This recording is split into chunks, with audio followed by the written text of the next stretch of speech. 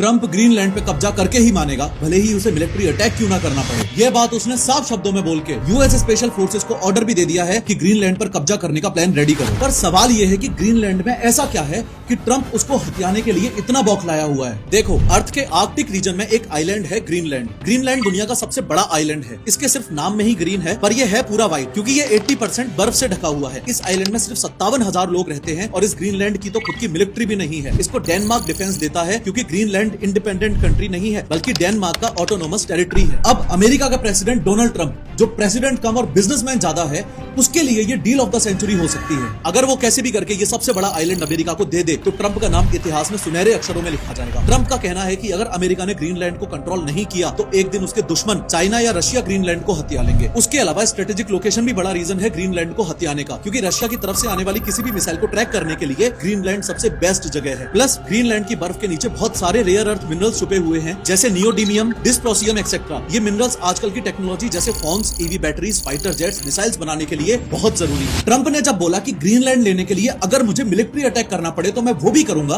तो ये बात थोड़ी सी अजीब थी, क्योंकि ग्रीनलैंड की अपनी कोई मिलिट्री नहीं है। डिफेंस रिस्पॉन्सिबिलिटी डेनमार्क की है, और डेनमार्क एक नेटो एलाय है, यानी टेक्निकली अमेरिका का ओन मिलिट्री अलायंस पार्टनर। तो ट्रंप की मिलिट्री फोर्स वाली स्टेटमेंट इसलिए इतनी शॉकिंग है, क्योंकि वो एसेंशियली अपने ही एलाय पर अटैक करने की बात कर रहा है।